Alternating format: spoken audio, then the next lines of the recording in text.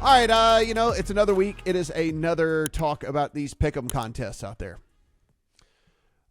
Yes, Matt. I had to actually check when I put this onto the podcast rundown to make sure that this wasn't one that we had already talked about, because that's been the velocity of the news when it comes to pick'em contests. This week, it's the state of Arizona and the state of Mississippi, both offering different levels of cease and desist, ban hammer, whatever you want to call it, on pick'em DFS products. Arizona put out a letter to the pick'em companies saying that this is against the law, and they were ordered to stop. In Mississippi, the guidance was a little softer than that, although interestingly, it did reference player versus house as part of the reasoning for why it is not allowable there. So the point of the matter is, the trend here is clear.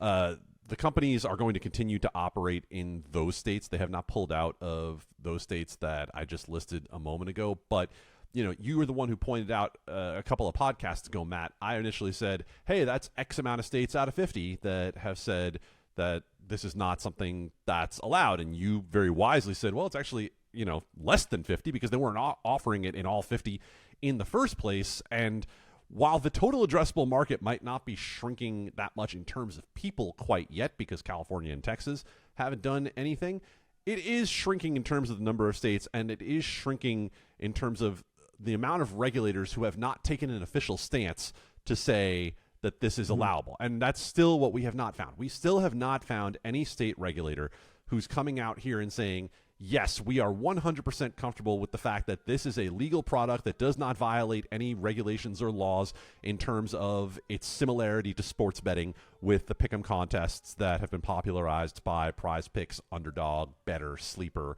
etc. So Arizona, Mississippi added to the list that already included 5 other states that have explicitly put that ban out there this year: in Michigan, in Florida, in New York, in Wyoming, and did I say Michigan already? I'm losing track at this point. But yes, there are at least 7 that have made that move this year.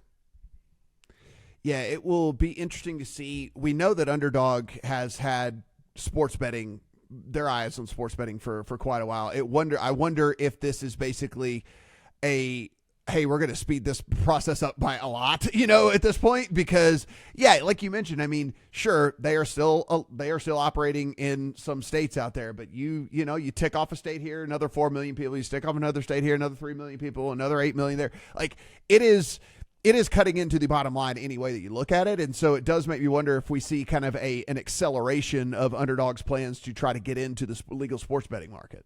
It certainly could happen. We know that they had that plans. The problem for them and for anybody in this space right now is that the regulatory headwinds have grown so much on what they have done already that it's going to be a fairly wary eye that's going to be cast toward any of these companies and their viability, especially from the regulatory perspective, and maybe even more so from the M&A perspective, that it's going to be very difficult for one of these companies to be acquired right now, even though they have built up a pretty impressive database that that would be beneficial to some sports betting operator down the line. Matt, I have a question for you related to this.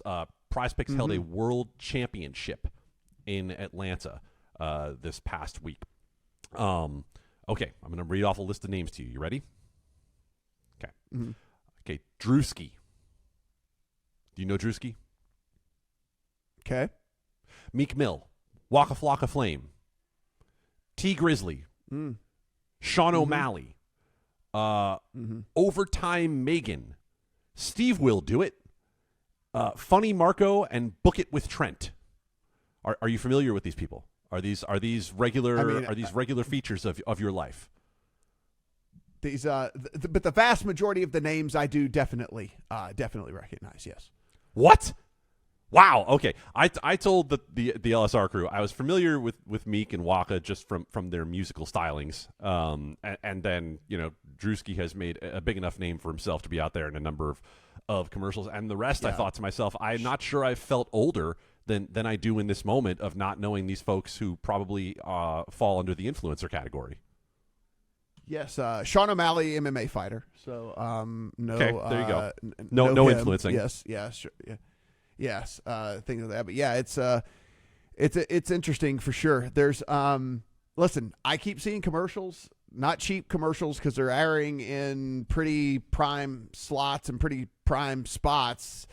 Adam, I don't, again, I'm not putting words in Prize Picks' mouth or anything like that, but it does make me wonder if this is kind of all right, look, we might have a year left of this, like let's make as much money as we can make in the next year. And then if we get shut down, we get shut down, but we can make enough money to live the rest of our lives in the next year. So let's just do what we can do.